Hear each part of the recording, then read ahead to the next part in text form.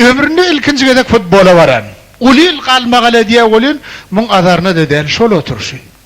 Edin şobatın bütün respublika boyunca da futbol reportajı alını veştirliye. Kadirli can koyurlar şuna aşıvadın kalkosu komandada öz meydançasını Bakun Nevçi komandadan kabul ediye oyunun tamamlanmağına bari o 44 minut vakit kallı hatap açılanok 0-0.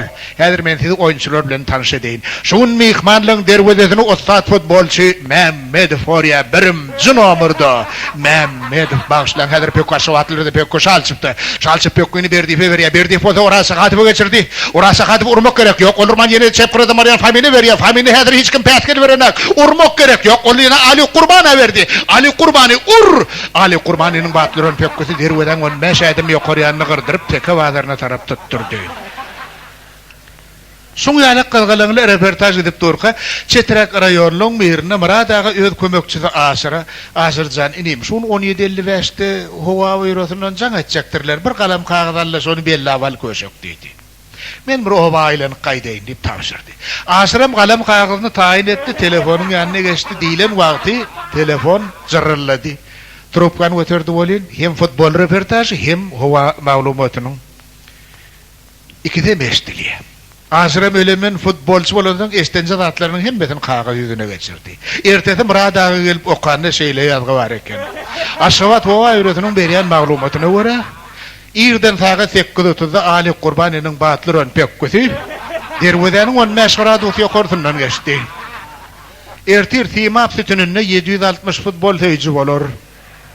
Ertir öğür meydanlarına oyunculun tezliği sekundda 5-6 metre yeter.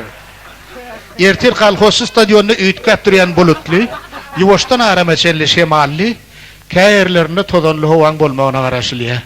Mehmanlığın dervedesinin alkımına alkem yağınlı hova olur.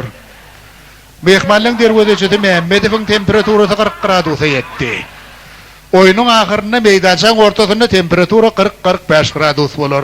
Siz hava maglumatını dinlediniz. Yine uğurlup stadyona geliyiz. Ulu kıyıkılık, ulu kalmagal, kimin depesine gerişine çilim öçürüp ağlı vendele mun azarına dedel şol oturuşu. Aha sen ben beydi oturuyorsun. Sere dağırır. Anha mıyıkmanla 11. nomurlu mürde alıda doğulu pekkin alıp aşıvatlığın dervazının ağzında hoplu pırsat öğretti. Hoplu pırsat. Berekella Kurçkin. Mehmanlığın qowşokluk bilen uran pekküsini bizim Kurçkin biz ustaatlyk bilen gapmagy başardy. Berekella. Kurçkin tezin etrafında öndürülüp ve sürülüp yetiştirilendir. Her rol pekkini oyunu verdi. Pekki meydançan orta grupunda berdi ve var ya. Berdi olsa öz kardeşi hem yollaşı orası katıbı geçirdi. Orası katıbı olsa çepkırıda Marian Famini geçirdi. Famini olsa şalçıbı verdi. Şalçıbı hedir bir oyuncu petkel verecek oluyor. Emma on deninden geçti. Pekkini yine Famini veriyor. Famini olsa Ali Kurban derveden alkımını Anruk Cöydü'nde gayrat olsa gol geçirmezlik mümkün. Urmak gerek. Ur!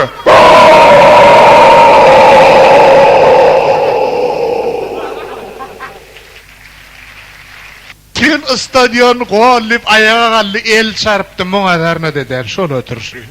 Aha sen kime balay diyeceksin ne eylek ne beylek kesin çıkanaklı. Halife men canım yakmasına şu ortaki karabalak görü kara koynak eli cülcüllüğünü ortadan çıkarmalıydı. Oyunun kızda vakti cürlüğün çalıp yamaşakketten başladı.